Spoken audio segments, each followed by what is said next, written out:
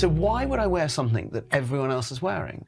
To be the flex, to be the person that says, hey, you know, I'm this. I want to have something where it's a conversation, and it's a conversation that you like it or you don't like it. I would love that reaction. That's what a reaction is.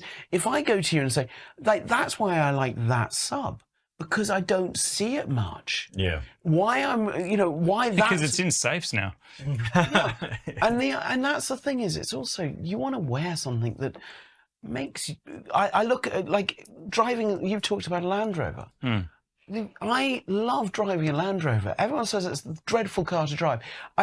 There's a car that I drive, my old vintage Land Rover like this, and I've got Bruce Springsteen on. And I wasn't into Bruce Springsteen, but I play it in this car, and it just connects. And I'm just like, and I am giggling, I'm smiling, and I'm driving it for me, I'm wearing it for me, and I'm not wearing it. And that's the thing, you know, you talk about the advice to a younger you. It's almost the same type of advice. Let's go to you, George. But it is that thing of don't feel like you have to prove anything. Yeah. Where do you get this inspiration to create some of these pieces? Because obviously there's so much influence outside of watchmaking. You're not looking inside the industry, you're looking elsewhere. Where is that? So at the beginning it was very much psychotherapy for me. It was like an autobiography. I was a lonely kid who used to dream of being a car designer, so there was car inspirations. I used to make model airplanes, so there was that.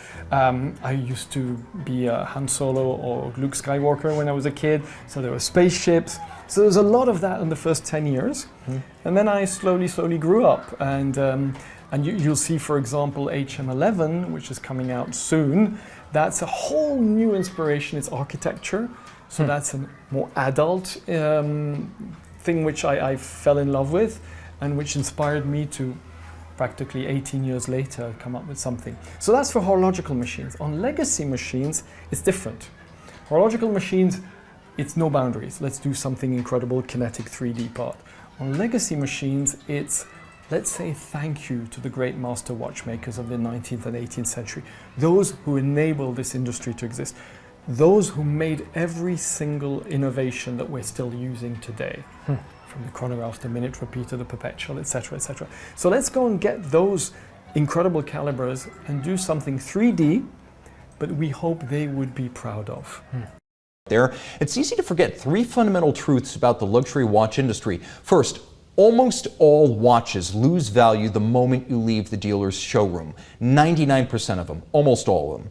Second, all watches that lose value are durable goods that ultimately stabilize at a sustainable price. Third, watches have service lives measured in hundreds of years, not decades. This isn't like the car market where most of them wind up junk in some sort of scrap heap.